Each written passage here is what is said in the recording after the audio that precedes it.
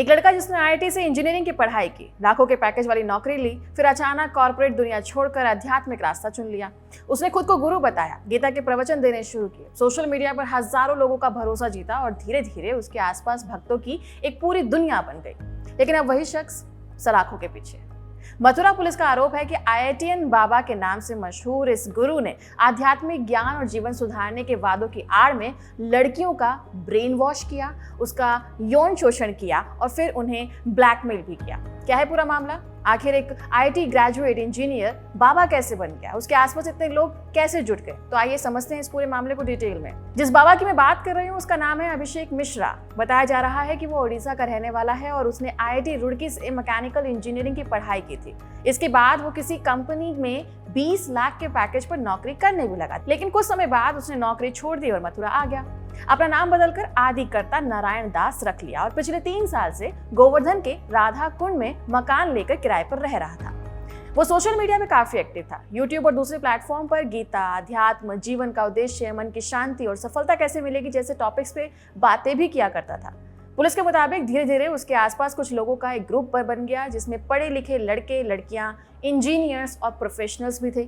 लोगों को लगता था कि एक आईआईटी से पढ़ा हुआ व्यक्ति अगर अध्यात्म की बातें कर सकता है तो उसकी बातों में कुछ खास होगा। लेकिन इस पूरी कहानी का पर्दाफाश तब हुआ जब छत्तीसगढ़ की एक 22 साल की बीएससी नर्सिंग स्टूडेंट पुलिस के पास पहुंची। 15 मई को मथुरा आई थी वो और अपनी बहन के साथ किराए पर रहती थी। लड़की का कहना है कि उसकी बड़ी बहन पहले से ही इस बाबा को अपना गुरु मानती थी। बहन के जरिए उसकी मुलाकात भी इस बाबा से हुई। शुरुआत में सब कुछ ठीक लगा, लेकिन लड़की का आरोप है कि एक दिन बाबा ने उसे प्रसाद बताकर दूध पीने के लिए दिया। उस दूध में कोई नशीला पदार्थ मिला था, जिसके बाद उसकी हालत बिगड़ने लगी और वो बेहोश हो गई। इसके बाद बाबा ने उसके साथ दुष्कर्म किया और यही नहीं, लड़की का आरोप ये भी है कि आईआईटी बाबा ने उसकी आपत्तिजनक तस्वीरें और वीडियो भी रिकॉर्ड की। पीड़िता किसी तरह वहां से निकलकर अपने घर वापस छत्तीसगढ़ लौट आई, जहां उसने अपने साथ हुई हर एक हरकत की जानकारी अपने माँ बाप को ली।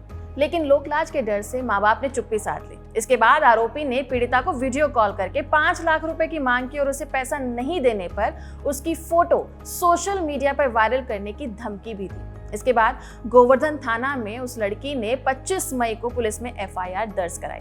पुलिस ने जब इस मामले की जांच शुरू की तो कुछ चौंकाने वाली बातें सामने आई। जैसे जब उसका मोबाइल फोन खंगाला गया तो उसमें कई दूसरी महिलाओं और पुरुषों की भी आपत्तिजनक तस्वीरें और वीडियोस मिले।